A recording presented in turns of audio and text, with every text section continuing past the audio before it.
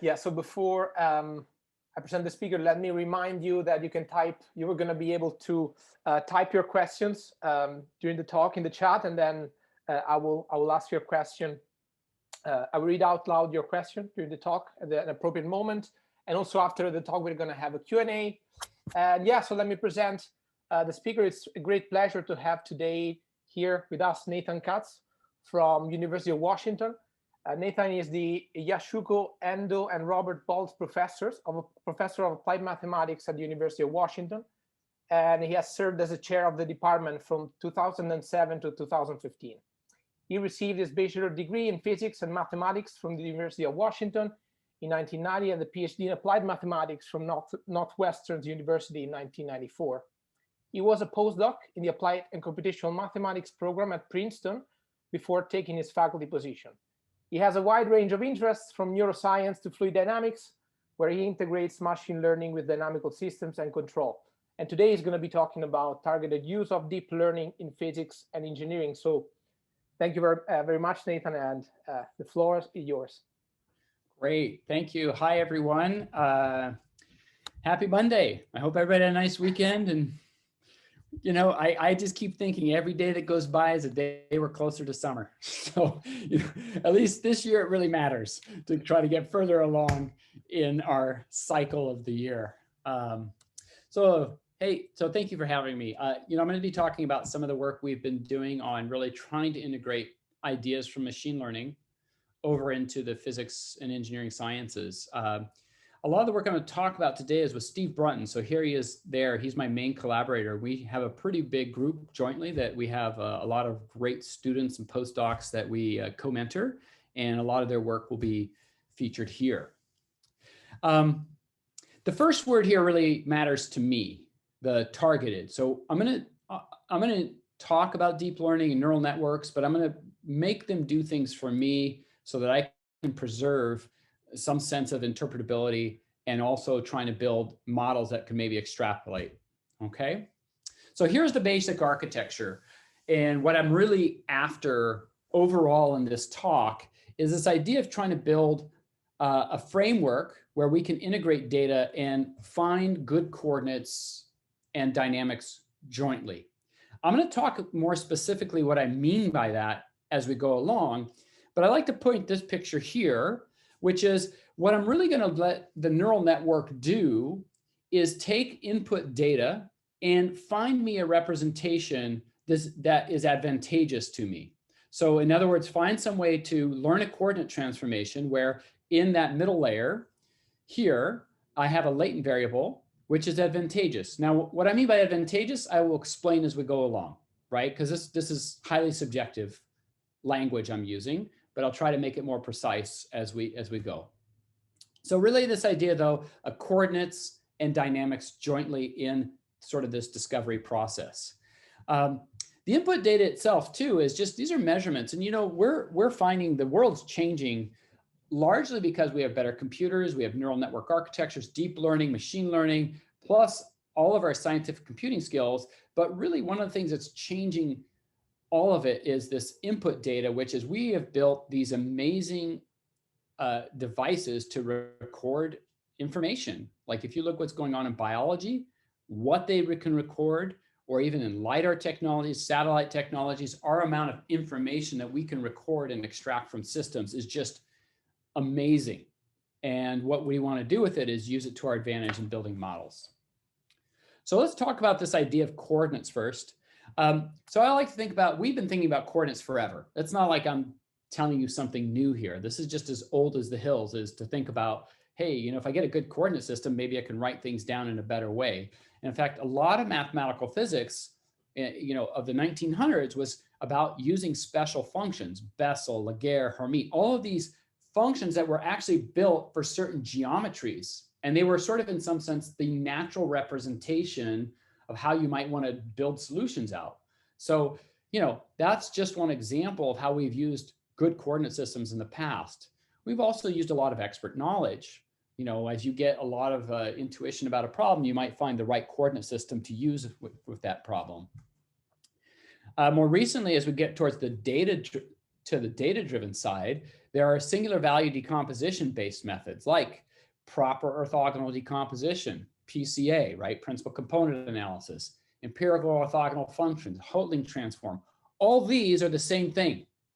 They're based on the SVD. And it's a linear, low-rank structures that we can find in a system that you would embed your dynamics in.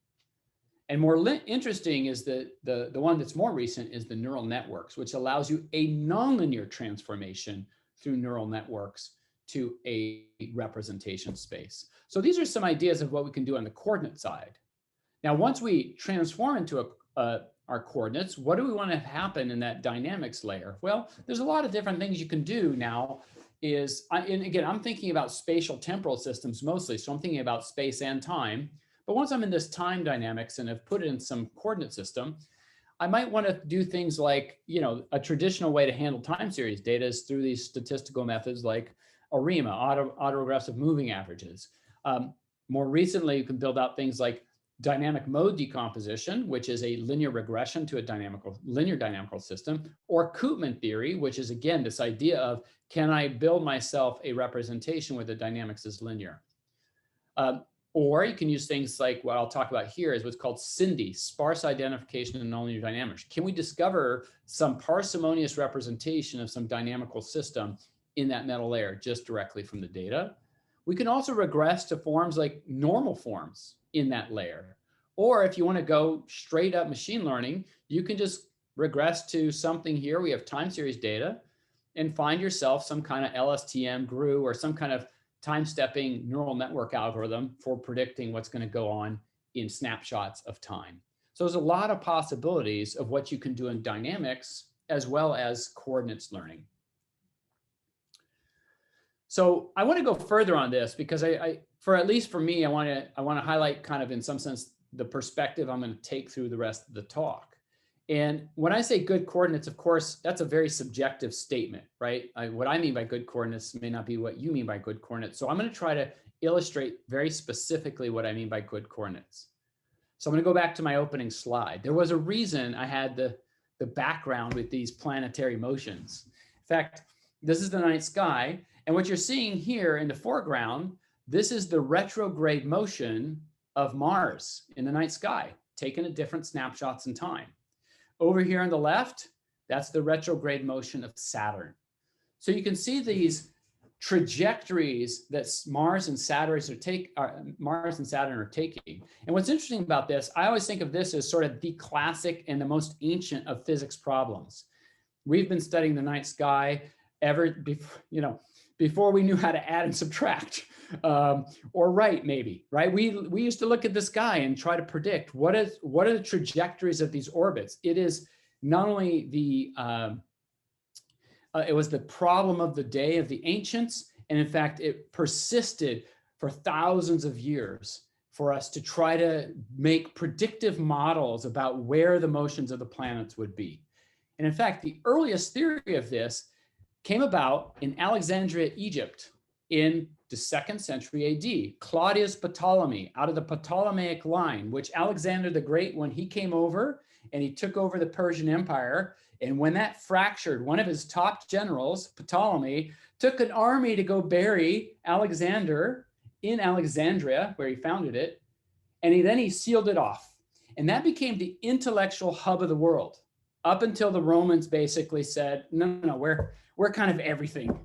And they took it over. Cleopatra was here, Mark Antony, this is their last stand. But in that time frame, 2nd century AD, Claudio Ptolemy, its intellectual center, proposes this idea of the doctrine of the perfect circle.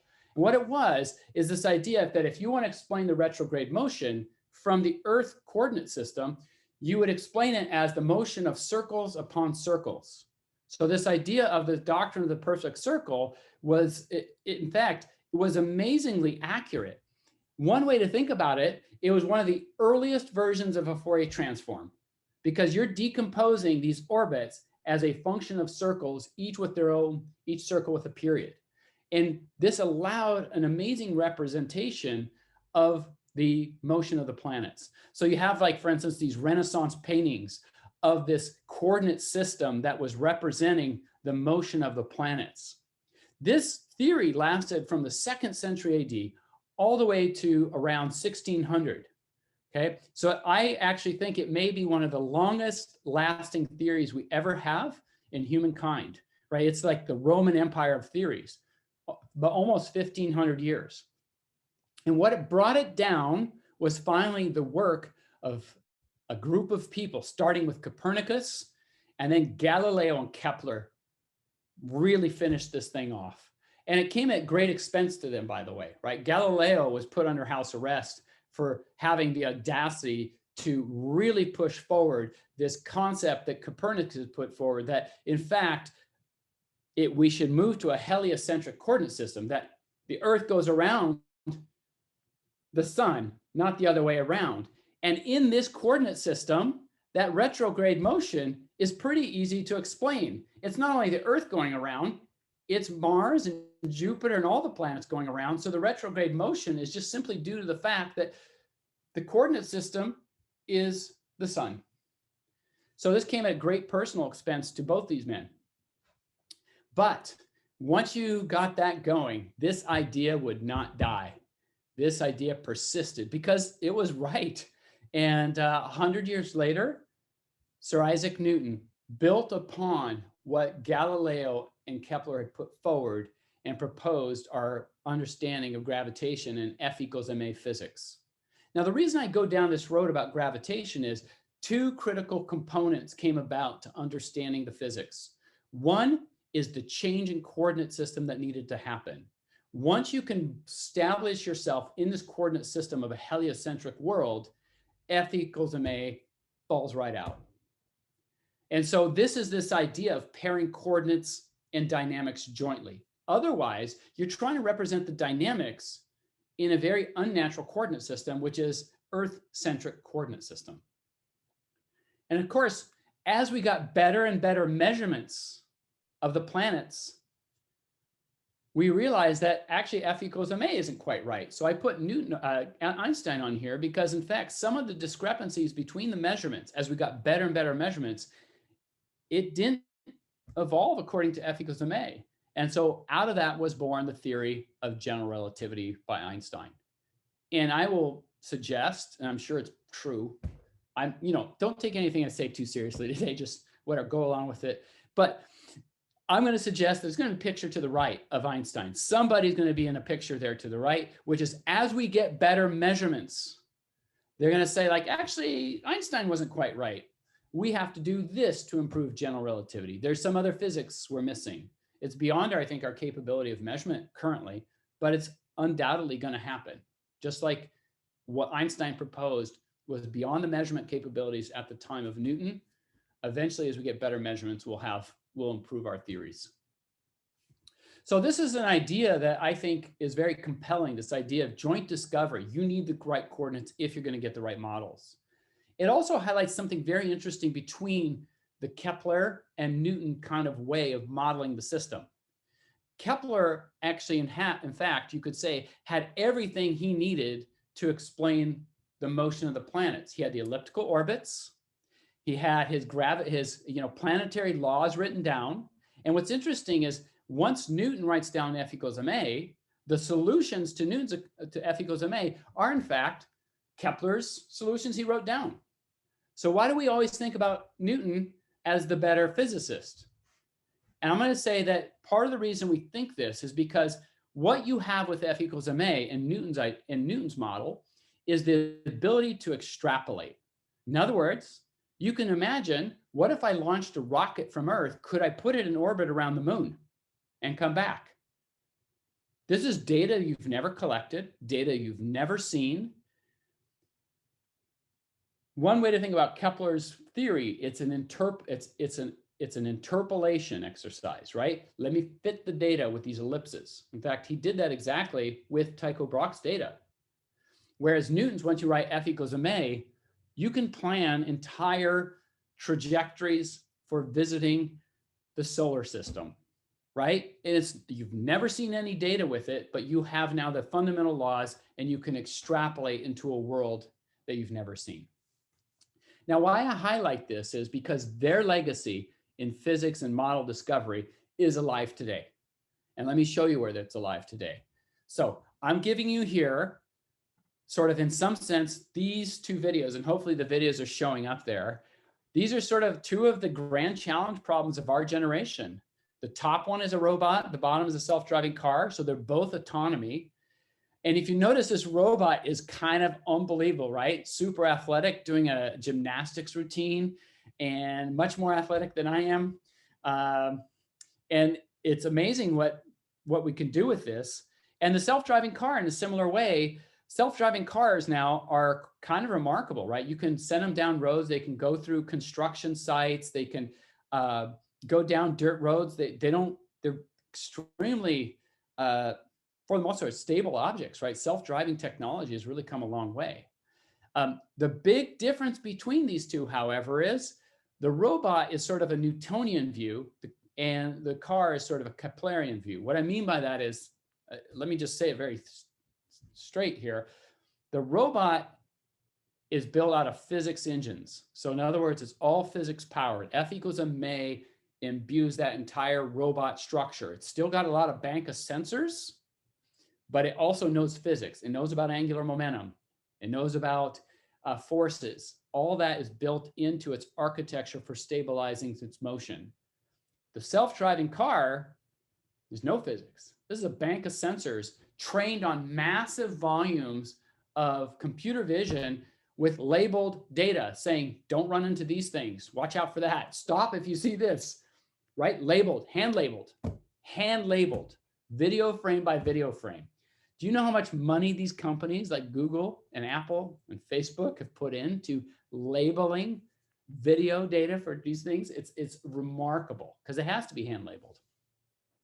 Now, with that said, both paradigms are extremely successful in modern machine learning, right? That robot's a successful technology, and so is that self-driving car. Where I want to spend my time talking is on the top case.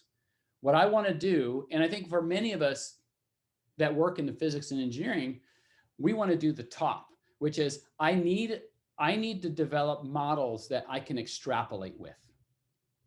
Whereas in the bottom, if you are in an interpolated setting, in other words, if you collect enough data so you live inside of that where you collected that data, then you can use the bottom model as a way to move forward with your methods. So I'm going to stick with the top. And so, by the way, this idea of coordinates and models, it shows up everywhere. I'm just showing you one extra slide here on reduced order models, which is if you take some PDE, some high spatial temporal PDE, what reduced order modeling does, all it does is it says, well, let's take snapshots of that spatial temporal system, look for a low rank embedding using the SVD. These are the modes here, phi of r, it's just some low rank subspace, and then you just project all your dynamics into it. So there's your coordinates, and then here's your dynamics on those coordinates. This concept is very old. So don't ever think that I'm telling you anything new. I'm just showing you some stuff that we've already been doing, and I'm hoping that I can show you that we can do it even better with targeted use of neural networks. So let's talk about the mathematical formulation. So far it's kind of just trying to set up my overall thinking about what we want to be doing with this. The mathematical formulation is something like this.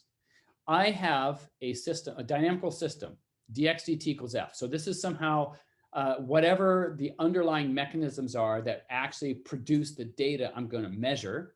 It's parameterized by some parameters theta. There can be some stochastic effects in there. And X is the state space. I'm going to take measurements of that system. So Y of T of K are discrete measurements at time points, T1, T2, all the way to how many time points I have. H is a measurement model. In other words, I don't necessarily measure X. I measure some version of X or parts of X. And I also measure it with noise. So here's the goal.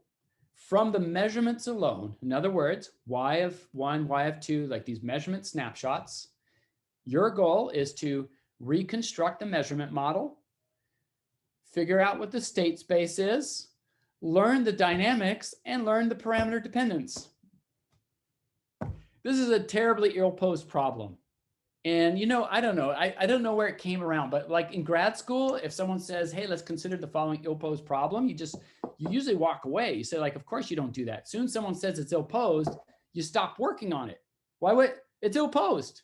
Okay, but now you just say, well, if it's ill-posed, just put regularizers on it, put constraints on it, just put enough things on it to make it well-posed, right? That's kind of what I've learned in the last 5 or 10 years of my life. So I used to think that you can't, I used to walk away from ill-posed. Now I just go like, oh, no problem. I just make up enough constraints so that I can get a solution. And that's exactly what I'm going to do here. So the question is, what kind of constraints or regularizers, that's what we call them, right, in machine learning, what kind of regularizers do I want to put on this to make this ill-posed problem well-posed? So what I'm going to do is do something that has been around for a long time. And this idea is I want to impose things that are going to allow me interpretability. And specifically, I want to impose parsimonious models and representations. So how do I, out of all these possibilities about representation, how do I enforce things that I can get parsimonious dynamics? So in other words, smallest number of terms to explain the dynamics I observed. So I'd say this is kind of the ultimate physics regularization. And it really follows from these ideas from the 60s about dominant balance physics. Whenever we observe some kind of phenomena, oftentimes, yes, there's a lot more physics we neglect, but what we do is we take the dominant terms that are actually creating the structure that you see. When I kick a table, you model it with F equals ma. You threw out the thermodynamics, you threw out the quantum mechanics. When I kick a table, it's good enough to say F equals ma because the dominant balance allows me to do that. And I want to do the same thing here, which is at any point, I believe there's a small number of terms that are interacting to produce what it's manifest in the dynamics. And these ideas go all the way back to William of Ockham in the 1200s, who really pushed on this idea of nominal models. Don't include things you don't need to if they don't help your explanation. Just include the nominal number of terms necessary. This is repeated by Pareto and the idea of a Pareto front in modeling, which is, again, use the smallest number of terms and no more. And that's exactly also what Einstein said in his ideas too, which is make a model sufficiently complex, but no more, right? And so we're going to move on that as our ultimate way to regularize all of everything that we're doing here. Okay. All right. So let's start off with some advantageous models. That's really what I want to do. I want to find coordinates and dynamics. And one of the really advantageous models is linear models. And the reason linear models are so advantageous is because I know how to solve them, right? Because for the most part, if it's a linear ODE, you just put in an exponential for the solution. And that's great because I can kind of do that actually. Okay, so let's try to figure out what that would look like. So the way here's by the way, here's an idea of this. This is an example of what I mean by this. And this gets us right to this idea of what's called Koopman theory. Koopman had this idea that, if you take this system and in the right coordinate system, then you could, in fact, linearize the dynamics. And so let me give you the example. So here's a 2x2 nonlinear ODE system. I could represent it in the original variables x1, x2, or I could shade out to these variables here, y1, y2, y3, which is x1, x2, x1 squared. And in this variable, the dynamics is linear. So why would I work with a nonlinear system when I could just work with the linear system? So I've traded out. So I've made a coordinate transformation, and in that coordinate transformation, I have a linear embedding. Okay, so this idea has grown out of this into some modern methods that we use, including what's called dynamic mode decomposition and just computational methods for computing these Koopman operators. And so the idea is this: you start off with some dynamical system, spatial temporal, you measure it. And so you just collect snapshots of the measurements. Let's call these matrices X and X prime. And X are a bunch of snapshots. X prime are all those snapshots advanced delta t into the future. So the idea is all of X goes to X prime in delta t time. So what dynamic mode decomposition does, it says, okay, those are my observables, the X. And what I want to do is do a regression to the best fit linear model that takes me from one snapshot to another. So the idea here, but now I have a bunch of snapshots. So I'm trying to find the matrix that takes me from one across all of those snapshots to the delta t snapshots in the future. What's the best linear matrix operator that does that? And that's exactly what dynamic mode decomposition does. And it's basically computed with a pseudo inverse. You just say like, well, I'm trying to get to x prime from x. So A of x is that matrix that if I just take the pseudo inverse of x tilde here, then this is a least square fit to a dynamic model, which is given by here. So that's it. I fit a linear model to the data.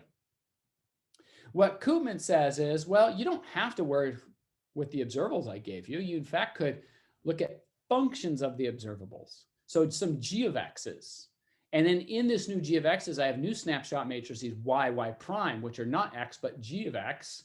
And then I do this linear regression, and I get this model. So this is very much like what I just showed you here, which is I went from a nonlinear model, and in this new variable, I get a linear model. And I want to try to figure out how do I do this in a more principled way, because in fact, you can't do this for most systems, because here I already know the governing equations, whereas in most cases, I'm just doing measurements and trying to build a model. So we're going to do this is using neural nets. And so we're going to try to learn this coordinate transformation with neural nets. And again, I want to highlight this quote. This is a quote from Stefan Milat, who I just think is just kind of awesome. He's just amazing, amazing person. Does some of the best works in really trying to understand a lot of neural networks on a deep mathematical level. And his first sentence of his paper on understanding convolutional neural nets says the following: supervised learning is a high-dimensional interpolation problem. The key word there is interpolation. So neural networks are going to work within where you collected the data, right? And so that's going to be something really important about this targeted use of neural nets. It is limited in its scope based upon where you collected the data. So here's what we're going to do. We're going to try to learn a coordinate embedding for our dynamics to make it linear. So we're going to build neural networks for Koopman embedding. And this is work with Bethany Lush. She's graduated and moved on. She's now at Argonne National Labs. And so here's the structure. You're going to start with your input variable x. You're going to take some neural net, the encoder, move you to the latent space y, and then you're going to come back out. So you're learning how to come into the space, come out of the space. And what you want to have happen in this space is I want linear dynamics. And what I'm actually, so in other words, from y of k to y of k plus 1, I want it to be a linear map k, let's call it, that's my Koopman operator. And if I take 2 steps into the future to y of k plus 1, y of k plus 2, it should be just k squared, right? So once I'm in this new variable, every time step I take is just multiplication by k. So that's what I want to have happen with this. And what I'm going to demonstrate this on is first is the pendulum, a nonlinear pendulum. So oftentimes people overlook the pendulum thinking, hey, the pendulum's easy. The pendulum's super hard if it's the nonlinear pendulum. Okay, so theta double dot is sine theta.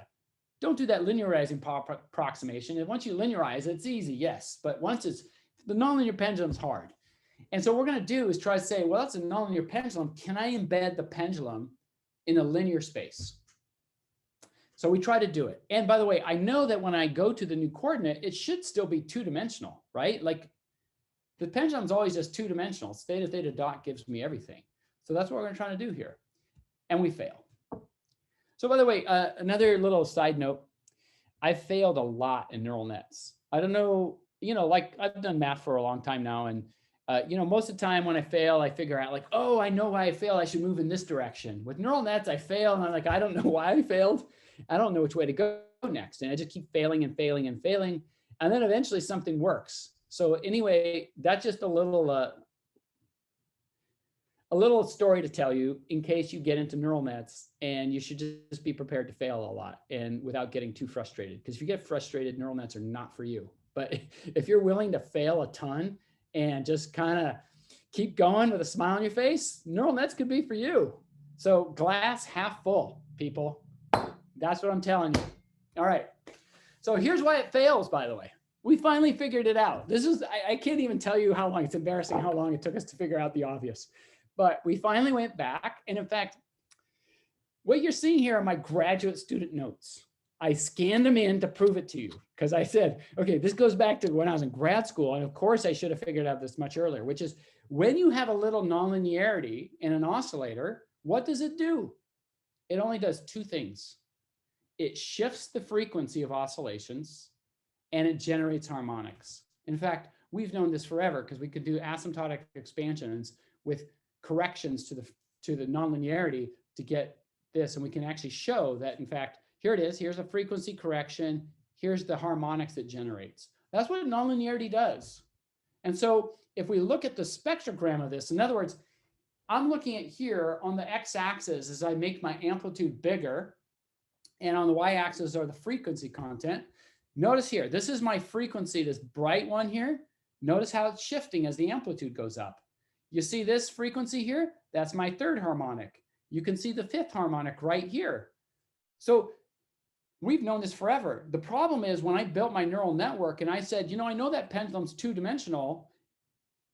Look at all the frequency I have to account for. And I can't do it if I have a 2x2 system. So what I really need to do is change my architecture of that neural network a little bit and say, like, to handle that continuous spectrum, I should still try to do this latent variable representation, but learn a parametrization of the frequency or the period of oscillation. And in doing so, I can still get a linear operator, but it's parametrized by that frequency. Okay, so it's a parametrically dependent linear operator. And in doing that, I can now build a linear embedding for the nonlinear pendulum all the way up to the saddle at the top. So you take this pendulum here, here are the oscillations fully nonlinear, and you can see the oscillations get to be, you know, they move away from sinusoidal pretty strongly as you get to big oscillations, and their frequencies are shifting, or periods are shifting. And so you can look at it in the phase plane, but under this embedding, which involves this coordinate transformation you see here, these are like your eigenmodes, this nonlinear eigenmodes that you're transforming to, this thing becomes perfectly linear. So that's exactly what we wanted to accomplish with this Koopman embedding. We can do harder problems like flow around a cylinder. So this is, again, this is where you have von Karman vortex shedding on the back end of a cylinder. It's a nonlinear phenomena, but it, you know, it's nonlinear oscillations off that vortex. And again, we can just train this thing and learn a linear embedding for that, right? So this is the Koopman embedding, learn with a targeted use of neural nets that preserves this low dimensional structure that we have here. We can take this concept and take it to a higher level and start considering more complicated spatial temporal systems. And this one here I want to highlight because it's still kind of remarkable to me that it actually worked. This is work with Craig Jin, and Craig was a postdoc here, and we were looking at Kurimoto-Shibasinsky, which has really complex dynamics, lots of spatial temporal chaos. And what we did is we took a ton of trajectories and we trained a neural network to learn a linear, an embedding such that the dynamics was linear. And in fact, it completely works. So what we did is we learned how to linearize, how to take the Kurimoto-Shibasinsky, move it to a coordinate system where the dynamics is linear. And I think that's kind of remarkable because if you look at Kurimoto-Shibasinsky, it's really complex behavior, spatial temporal patterns. Here, this transformation, boom, everything's now just a linear operator. And then, you know, you can, with these linear operators, you can do things like calculate eigenvalues and eigenfunctions and do all kinds of interesting analysis in this new coordinate representation. So that's the kind of thing that you can do by enforcing this advantageous representation, which is linear dynamics in that middle layer. Sorry, Nathan, there is a question in the chat. Can I ask you? Yes, please. Yeah, so Tim is asking, is this linear embedding connected to what kernel methods do? Yes. So what kernel methods do, right? So, okay, but there's one difference here that I want to highlight. If I come back to here, I could do all of this. Let's go back to here. I could do this easily without all the painful things I went through by just simply going up really high dimensions. If you go to really high dimensions, you can make everything linear. And what I was trying to make it happen is say, I want to keep it at the intrinsic dimensionality of the dynamics. And that's where it gets really complicated. Kernel methods don't allow you to do it. This allows you to train it and keep the dimensionality low. So even here, you can always, if you're willing to go to really high dimensions, you could do anything in high dimensions. That's maybe one way to say it. But what I wanted to do is keep it down at the intrinsic rank of the dynamics. Like, what is the fundamental dimensionality of the dynamical system? Build a model that works there.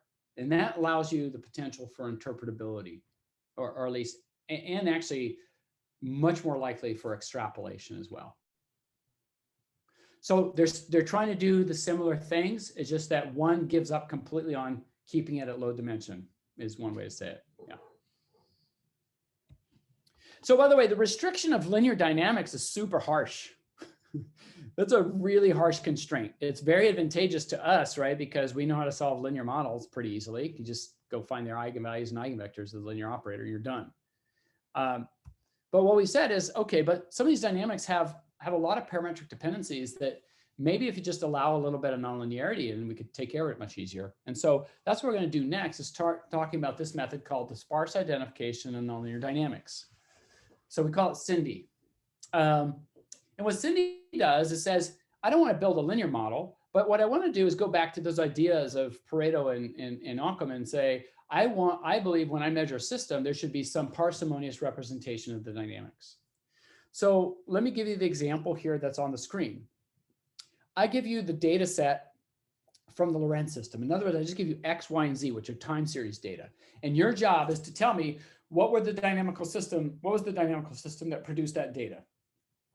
Okay, you knew it, and you know, with the idea that it came from some dynamical system, X dot equals f of X, and I'm telling you, what's f of X? I gave you the time series, tell me what f of X was.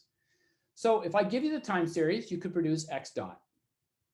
That's going to be B in AX equal to B. All this is going to turn out to be an overdetermined system of equations, linear equation, AX equal to B. That's all it is. So B is going to be the derivatives of the time series. The matrix A, here it is here in the middle, is a library of potential right-hand side terms. Like, what could f of X be? Well, there's a lot of things it could be. In fact, I have many learned books here on my shelf, and I could pull them out, and I could pull out a bunch of governing equations from them. Like, okay, in this book, they consider these systems, this book, this systems, and all of them are the form like X dot equals f of X. And so I just say, like, what kind of models have people built? I'm going to put it into the library. Here's all the kinds of terms I've seen in my books, right? So I build a library of potential candidate right-hand side terms. That's the matrix A. And then I have the time series, so I can evaluate that matrix A at different time points. So I have AX equal to B, and what X is the loadings of those columns of the library. In other words, how much weight should I give to each library term? And what we do here is we promote sparsity. This is the parsimony part that we want, which is any dynamics I measure, if I believe in dominant balance physics, there should only be a few terms that matter. So when I solve that AX equal to B, I want to promote a solution with an L0 norm. That's a proxy for, that's a sparsifying prior. Or you could do L1, which is a proxy for the L0. And what we do in practice, we don't do something like lasso because it's highly unstable, but we do what's called sequential least square thresholding. Okay, and more recently with Sasha Rovkin, who will, I think, talk in a couple weeks, right? We did also built some more sophisticated methods for sparse regression on AX equal to B using relax and split methods. But when you do that and you say, okay, only a few library terms matter, which ones, it pulls out these ones here. The dots mean the ones that are non-zero. It zeroes out everything else. And those are exactly the terms that are the Lorentz equations. So I didn't tell you the Lorentz equations. I just gave you time series. And this thing says, these terms work. Hey, check it out. They're the governing equations. And so that's a kind of a nice discovery process. And it also promotes sparsity and parsimony. Okay. We did this here with Sam Rudy. We took it to spatial temporal systems as technology. And we were able to, what I'm showing you here on the left are a bunch of pictures and of some PDEs where if I just gave you spatial temporal data, could you tell me the governing equations? And for all of these models here, the answer is yes. So pretty much everything we've tried, except for, if you have a lot of noise, measurement noise in practice, it's hard to get around that because it's hard to produce good derivatives. We've worked on that. There's some future follow-ons on that to deal with noise, but I won't talk about that now. But the idea here is from data, discover now what can be a nonlinear model, but that has parsimony enforced in it. That's exactly the regularization I wanted from before. Now, here's a fact of life a little bit, right? Which is, it's the year's 2021. And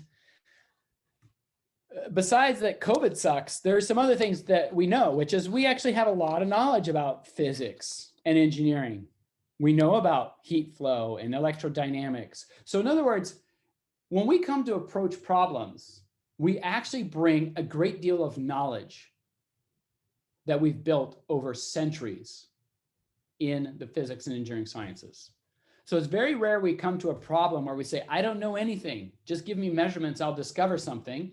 Mostly we come to a problem and say, actually, I do know some things, it's just not as quite enough, right? And so that's what we want to deal here is, this is where I think this SINDy architecture will play the biggest role, which is instead of starting from scratch, we often have some knowledge. So let's make use of it. Maybe we even know things like, I know there's conservation of mass in the system measuring. So you start off with an imperfect model. This is what I know to be true. But I'm missing some physics. What is it? And then the interesting thing is this architecture, this SINDy architecture, is almost trivial to include this. What I mean by that is, you see this f of x that you know here? You just move it over to the left side, and that's part of your vector b. So instead of just x dot being there, you have x dot minus f of x, and then you build a library of potential terms for modeling that g of x. And you do the same regression as before. Not only can you do that regression, but if you have conservation laws, you can do this ax equal to b regression with an enforcement of that conservation law. It's just a linear, right? It's a linear overdetermined system you can put a constraint on. So this SINDy architecture is really flexible. And you can handle then known physics. So let me give you an example of this in practice. So what I'm showing you here up top is a double pendulum on a cart. And what it has is knowledge of the Platonic physics, like it knows the perfect physics model of two masses swinging on perfect, on perfect joints. And if you have that, you can't actually, this thing here, if you look at it, that model, if you put the Platonic physics in, it won't stabilize that pendulum. Why? Because in fact, when that thing gets whipping around, you have air resistance, there are actually some frictional forces in the bearings. And so if you start allowing this pendulum here to, over time, integrate knowledge of the mismatch between its model and the actual measurements, it will, in fact, build the extra necessary pieces to the model to get you to a point where you could stabilize this in the upright position. So you're allowing your agent to say, I know some physics, but I need to learn a little bit extra to do the task I want. Where I think this is going to be especially important is here. And this is the digital twin revolution we're heading towards, right? Which, it's just an emulation of some kind of physical system. So what you're seeing here on the left is an emulator of this real robot that's on the right. And they look very similar. But when you do precision manufacturing, similar and exactly the same are really big differences. So what you need to have happen is this emulator on the left needs to learn how to be exactly like that robot arm on the right. And what the physics is on the left is the perfect physics. But if you have measurements here, it can learn, oh, I have frictional forces on my bearing. In fact, my mass is slightly off than the measured mass. How do I make corrections for it? When you oil it, it changes its dynamics. What you need is an adaptive framework that can learn and upgrade its physics knowledge based upon the fact that the perfect physics knowledge is simply not good enough. So I think this is a nice architecture moving forward of learning new physics on top of the physics that you know, right? The discrepancy models that you would have in practice. Okay, so this SINDy stuff I've talked about, I already, basically I assumed I knew the measurement space. I knew the state space I was measuring. And I swept under the rug that the measurement, maybe I took a measurement of something I didn't know what the state space even is. So now we get to this point, which is I want to integrate this coordinate discovery with dynamics directly. And so what I really want to do is come to this kind of architecture here, and I'm explaining it. This is work with Kathleen Champion. She just graduated last year. And Kathleen had done this work where she said, okay, look, if we're going to represent the dynamics correctly, we first need to get the coordinates correctly. So how about if we structure our deep neural net, targeted net like this? You take your measurement space, you try to learn a new representation. And in that representation now, we're going to enforce that SINDy model. So what it's learning is what coordinate system will allow me to represent the dynamics in a parsimonious fashion. This is exactly where I started the talk. If you look at the night sky and if you ask that same question, what coordinate system will allow me to write down the dynamics of planetary motion in a parsimonious fashion, that dynamics is move yourself into the coordinate system of the heliocentric coordinate system, then you can discover F equals ma. So what this is doing is discover a heliocentric coordinate system, F equals ma. That's the whole concept here. Here's your loss function that you train in that neural network. Okay, so this actually works this way. In fact, I'm going to show you some examples here, and I could go through these in detail, but I'm only going to focus on the last one. The last one is one that I think is very intuitive for all of us. And that is the pendulum. So I'm showing you a snapshot, and this is showing you kind of an evolution of the pendulum and the time it spends in these places. So imagine the following scenario. You're going to do GoPro physics. I like to call it GoPro physics. Do you guys know these GoPros? Like they're the cameras you attach to things and you go on adventures and do cool things. Well, you could do cool things like record physics. And then the question is, whatever you record is in pixel space. So imagine me doing GoPro physics, and what I film is a pendulum. So I film a pendulum. So my data is pixel space. My pixel space doesn't know there's a theta dot, right? I mean, we know that because we know what pendulums are doing. But if I just took this thing and said, okay, I filmed it, what this architecture does is from those videos, that pixel space representation, which is extremely high dimensional, it learns that there is a coordinate system, theta dot. And in that coordinate system, the dynamics is theta double dot is minus sine theta. So you see what it did? It discovered a coordinate system paired with the dynamics to represent video of the pendulum. So I think it does, to me, this is like, okay, I know this is a simple example, but I don't, we haven't seen anybody else do something like this. And it's exactly what we do in the physics and engineering discovery pipeline. This is for us how we build new devices. I understand the physics now. It's not, there is this coordinate system that's natural for it. And there's this very simple representation of the dynamics in that coordinate. That's exactly what we want in many physics-based systems. That's what's going to allow us to think about extrapolation and building new devices. Another comment about this is that, in fact, sorry, quick question. Yes. Mm-hmm. You just said that's what allows us to extrapolate and build new devices. Can you just elaborate on that?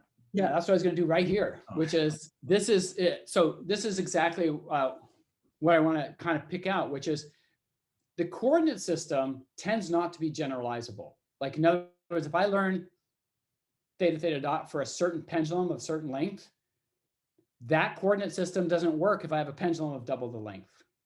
But that theta double dot sine theta, that works everywhere. So this is a little bit like if I learn, for instance, from the orbits of Mars, that in fact, if I go to a heliocentric coordinate system, there's F equals ma. That F equals ma works for Jupiter, Saturn, Mercury, Venus, Earth, all of them. And so the idea is this is the framework where also you can say like, is that F equals ma work for like if I launched a rocket to the moon? This is your extrapolation or potentially your extrapolation engine, right? So the idea is that this is the generalizable place there, whereas the coordinate system becomes bespoke for every single problem. Roughly how I think about it. These are hard concepts to make more formal arguments of, in some sense. I don't even know how if we have the right mathematical architecture to start making a more formal argument of what that means. So these are, you know, everything here is just all about thinking about representations, right? The good coordinate systems, how would you use a good coordinate system to build models the way you want? And I'm going to finish off with a couple other uses of things. And one is just to say, you know, mostly what I've been doing is training models to learn spatial coordinate transformations. Well, why don't I just do that with time coordinates? Why not just learn a transformation of time series data to a better representation? And that's what I want to talk about here, which is this is work with Henning Lange. He's a postdoc with me. And this is on Fourier and Koopman forecasting. So the idea is, if I want to do long range forecasting, and I ask you, what kind of functions are great to like project to infinity? There's not a whole lot of good functions to project to infinity. They usually go to 0 or blow up. Except there is this class of functions called sines and cosines that are kind of awesome because they just sit there and at infinity, they're just bounded between 1 and -1. So in some sense, it's like Fourier forecasting, except for when I have some of these more exotic signals, I would have to have a ton of Fourier modes plus periodic boundary conditions to get this right. Instead, what we do is say, like, I could represent my signal as the sum of sines and cosines. And what we do is we fix it up so we do not have to have periodic boundary conditions. And more than that, we learn a mapping, a coordinate transformation, so that even if I have more exotic looking series like this, I try to warp this to sines and cosines. In other words, can I learn a mapping that will make this thing look sinusoidal and then do the Fourier decomposition in that space? And that's what this neural network architecture is here. And when you do this, what it allows you to do is to do very stable long-term forecasting. In fact, we compared it against your standard statistical methods for forecasting and also against the state-of-the-art methods in neural networks like LSTM, GRUs, echo state networks, all these ones that are advocated now, like, oh, you should just, you know, train this neural network to do this. And this kind of algorithm beats all of them. It's a very simple idea. You're using the Fourier modes as the basis. So I always also suggest that, you know, there's a little bit of philosophy going around like, oh, just throw it in a deep neural net. And I don't know if you've seen grad students do a lot of this now, like, oh, I just trained a deep neural net to do my work for me. And sometimes you can just do a lot better by using a lot of expert knowledge, right? And it's exactly what this does, right? It's you're kind of using the right basis for projecting into the future. More than that, if I took spatial temporal data like this is a full PDE. And I take snapshots of this and look at the low dimensional embedding and the time series of the low dimensional embedding. I can then modify that in time. And I can do these, I can just forecast this flow way into the future. And in fact, it's so much faster than what people typically tend to do with reduced order modeling, because I'm not even running a PDE or an ODE anymore. I'm just basically saying, here's the Fourier modes. When do you want your solution? It's done, right? It's a really nice forecasting tool long-term, and it totally gets you around even some of these reduced order modeling paradigms. So again, same kind of idea that we were doing before, where we're learning coordinate transformations in space, but now we're doing them in time. You can also modify these to handle multi-physics systems. This is work with Yuying Liu, where you can start looking at convolutional neural nets, looking at different size features and refining where you need. This is very much like multi-grid computations, that if you're familiar with multi-grid, you just do refinement where you need the refinement in a computational scheme. And so this takes advantage of that multi-grid architecture and also of transfer learning at each level. And it really nicely pulls apart spatial, especially spatial features that are at different resolutions in a very compact way, using convolutional autoencoders to represent your dynamics or your spatial dynamics, like in a PDE. You could take all of this too and just say, well, what if I have a boundary value problem? Well, then it's like T and X are changing positions, and you can use exactly the same kind of architecture here, which is you can take your input data and you can move it to a new coordinate system where it's actually a boundary value problem there. You can still use the SINDy architecture to discover boundary value problems. or you can discover a Green's function. This is interesting. How about if I learn a coordinate transformation? And if I learn that to linearize the system in boundary value terms, that means I can find a Green's function. And we did that recently. We just put something up called Deep Green on the archive. And so anyway, those are the kind of things that you can do. And I'm going to finish here, which is basically, I told you about this ill-posed problem. You take data, how can you build models? And what we did with all of this is we regularized it by enforcing this parsimonious representation of the dynamics. And a lot of it came into this kind of structure here of learning coordinates and then in the right coordinate system, learning a model. And I'll end right there. Thank you guys so much for your time.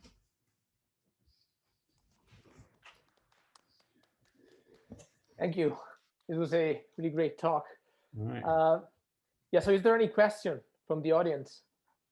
You can either, Adam, maybe? Yeah, go ahead. Hey, can you review the parsimonious regularization? Is that built into the architecture, or do you also have a term for it?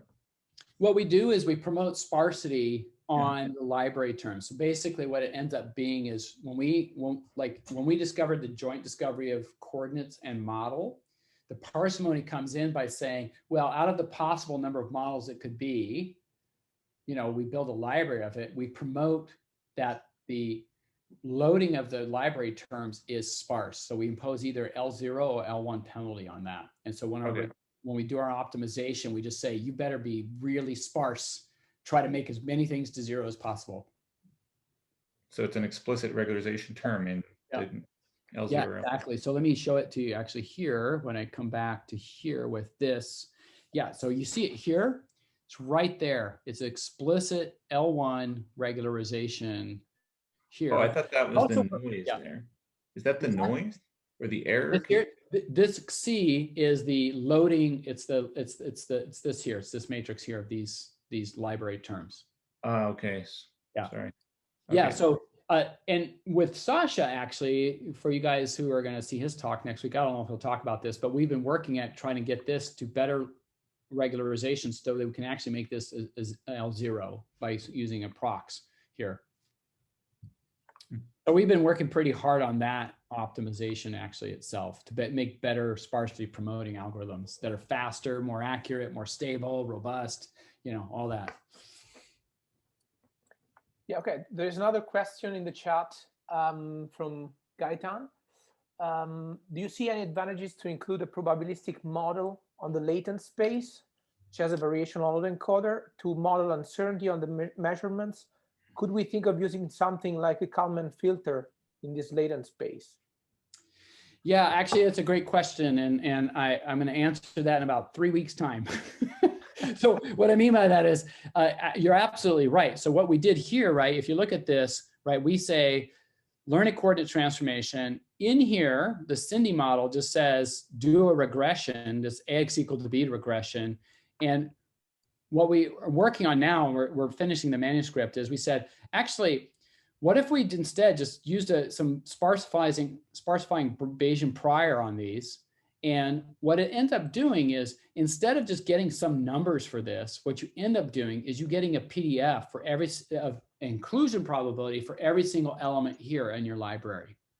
So what you end up doing is then you say like, okay, instead of just, here's my answer, what I get is, I'm going to get a PDF of every single term in the library. And what's interesting about this Bayesian prior or this Bayesian formulation is you get inclusion probabilities and you actually do the model discovery, but now I can handle a ton of noise and have very short amount of data.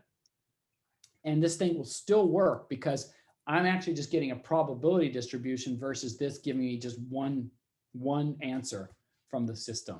So that should show up on the archive like in 3 weeks' time or something like that. But it's a really powerful framework, and I really like the Bayesian formulation. And I know that we had to always do that at some point, right? Because you hear about these Bayesians that exist. And so we had to go do something about that and go and make them happy. So we're trying to do that. There's a question from Glass, I think. Maybe you can go ahead and ask. Yeah. Thanks very much. That's Hi there. really fascinating. So I mostly work in biology, Yeah. and mostly you were talking about physics, where we're pretty sure we have good equations and so Yeah. forth. And sometimes we even know what they are. So there are a whole bunch of problems that we've been interested in.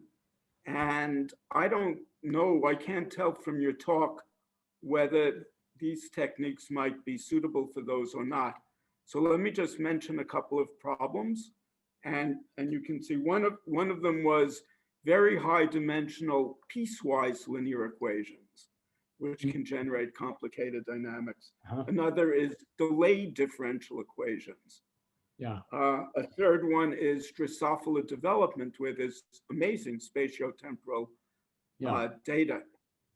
So I don't know if you've thought about any of these particular questions, or more in general, where the equations themselves are not necessarily very well defined. Yeah. So it's a great question, and you know, we rode up to Snowbird together, I think at least once, many years ago, in the van, the Canyon Transportation to Dynamics. Oh, you're kidding! Snowbird. Oh my God! Yeah. So anyway, I feel like I've known you forever, but I always, you know, dynamical systems. But where we have thought about this is in terms of our first step in that direction is what we've thought about is what happens if you have a very high dimensional system of coupled nonlinear oscillators, for instance. They could be Kerr-Moto oscillators. There could be even something like a bunch of coupled Fitsunagumo oscillators all coupled together. And what's interesting, right, is people know that when you couple these things together, you see this macro scale evolution dynamics that happens. So what we've been doing it on is say, like, okay, the macro scale evolution, even though you have the micro scale physics exactly right, you even know all the connections, the emergent macro scale dynamical system may not be known to you. So what we've been doing is coarse graining this, using it as a coarse graining instrument to say, out of this network of a bunch of biological oscillators at the macro scale, here's my governing equations, produced by actually a different set of ODEs at the micro scale. They're different. So that's our first step in trying to understand that. Because in fact, biology is the perfect place to take something like this, where we don't always have good F equals ma underlying physics, but we are getting incredible measurements out of these systems now, right? Like I think I work with C. elegans and Manduka moths in olfaction, and what people are able to do today in biology and measurement is unbelievable. It's transformative. It's going to transform everything we do. And so I think these can just be a helpful tool to guide the whole physics discovery process. Anyway, that's really interesting. I mean, the problem that we're also looking at is you can get very, very good time series from human heartbeats. Yeah. And of course, it's not necessarily a stationary system, but in some cases it has absolutely amazing dynamics, and it's a very big puzzle about what's the underlying equations for it. Yeah. And this is, so it's very timely talk. So thanks a lot. Yeah, I think the biggest challenge we're dealing with is trying to get better at dealing with noise, right? Because when you get to real biological systems, you have to overcome the fact that, a lot of this depends on, can I compute a derivative cleanly? And when you have pretty noisy data, getting a good derivative estimate is really difficult. And so that's partly where we're spending a lot of our effort, is trying to what are the algorithms we can use to build better differentiation. And so that's why we were happy with the Bayesian formulation, because it really helps us get better, handle a lot more noise. So sure. More to be determined. in the heartbeat data sets that we have, we're not necessarily interested so much as the continuous series, but as kind of an event series. This time is continuous, but events happen at discrete times. And there's a little bit of noise in knowing when the time is, but the data is quite good and amazing over very long periods of time. Anyway. Great data. Fascinating. Yeah. Okay, so we have a couple more questions, but let me first ask to Nathan if how long can he stay? I'm good. So if people okay, yeah. Okay, one question was: is the PNAS 2019 the suggested reference for this work? Yeah, this is a pretty good one. This is I like this one that Kathleen wrote because it kind of synthesizes a lot of the key ideas you need. So that's a really good one to look up actually. And it's whatever, you can download it from your home because it's open source versus having to log into the library and get the journal access, all that. Okay. Okay, another question. Would learning the coordinates for methods like SINDy work as good when the dynamics is controlled, such as x dot equals f x u, assuming we have access to controls inputs u? Oh, that's a great question. In fact, that's a really challenging question, is how do you disambiguate dynamics from control signals? So within the DMD architecture and Koopman architecture I talked about, you can, if you knew u, you can regress to a model of the form x dot equals f ax plus bu. And in the SINDy architecture, we were able to regress to a form of x dot equals f of x plus bu. We have not crossed the barrier to getting x dot equals f of x comma u. That's a much harder one for us. But it's an open question, and one, of course, that we're extremely interested in. And if it's exactly what, in many engineering systems, it's exactly what you need, including a lot of these biological systems, because the biology systems have all kinds of input signals coming from other parts of the biology that are actually actuating that signal. And if you don't account for it, you get the wrong dynamics because you haven't seen that, well, that was actually just a kick to the system, not real dynamics, right? So that's a really important next step. But we have this paper it's called SINDy. We call it SINDy with Control. It's an archive paper. It's from 2018, I don't know. But you can check out what we did there with that. All right. So yeah, I think that's it in terms of questions. And yeah, so maybe let's thank the speaker again.